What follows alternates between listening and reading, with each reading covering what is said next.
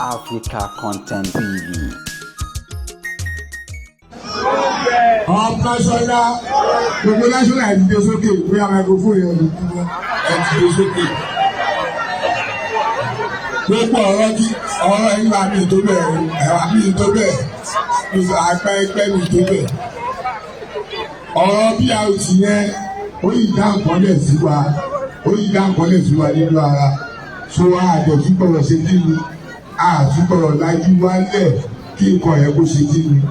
Ìtẹ́yìn bàbá tiẹ̀ ìtẹ́ ń sọ yẹn ẹ bá mọ tó wà ní ọkọ̀ àwọn ọmọ yìí tó wà ká ẹ̀yìn tó ẹ̀ wò pé ó yẹ ká ṣe kí ni ká lọ sùn ọmọdé yà ṣe kí ni ká tó jí ilẹ̀ ṣe kí ni ilẹ̀ àtúmọ̀ náà ni ẹ̀ẹ́dẹ̀ ń kọ́ ọmọdé ṣe kí ni ọmọdé kó síta wọ́n ká ojú òṣìwọ̀n torí táwọn ò bá kájú ìyá ló ya àwọn ọmọ yìí. Ẹ̀yin ká dúpẹ́ fọlọ́ ẹ jẹ́ ká dúpẹ́ wa láyé. Mo kí bàbá ọgbọ alẹ́kọ̀ọ́ ẹlẹ́kọ̀ọ́ ọ̀fùnú èkó kábíyèsí Òṣùọlá ọba ìlú àkùnrin kò ṣe kábíyèsí bàbá o. Mo lè kí bàbá mi dáadáa náà kábíyèsí tìlú ọjọ́ rá tí mo fi tọ̀wọ̀tọ̀wọ̀ dárúkọ wọn kábíyèsí bàbá mi mo kí ní dáadáa. Mo lè kí kábíyèsí Odùwà mo kí kábíyèsí bàbá mi dáadáa ẹ̀pẹ́ fún wa àwọn arúgbó wa. Mo lè kí ọ̀gá mi ẹ̀gbọ́n mi sínétọ̀ wa àwọn ọ̀gá mi lè lọ sí jẹ́ àjọ mú gbogbo ìgbà yìí ọ̀nà ìlú àṣọ ẹ̀ṣin mo kí ní dáadáa.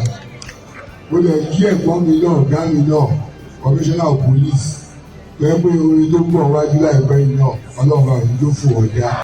Láyé PRM èkó èdè ṣe kí ni èkó èdè pàjẹ́ láyé amọ̀dé ìtẹ̀síwájú èkó onílé-ẹ̀mílógún láyé Sanwó-Olú ìgbéga lẹ́kọ̀ọ́ ó dàgbìmọ̀ ṣe gbogbo tó wà nílẹ̀ yìí gbogbo wa là ń ṣe kí ni lájọ máa ṣe kí àsọ́bàǹtẹ̀ kí bàbá sọ́bàǹtẹ̀ ọ̀rọ̀ ilẹ̀ Yorùbá pátá àtọ̀rọ̀ mọ́sọ̀ọ̀sì.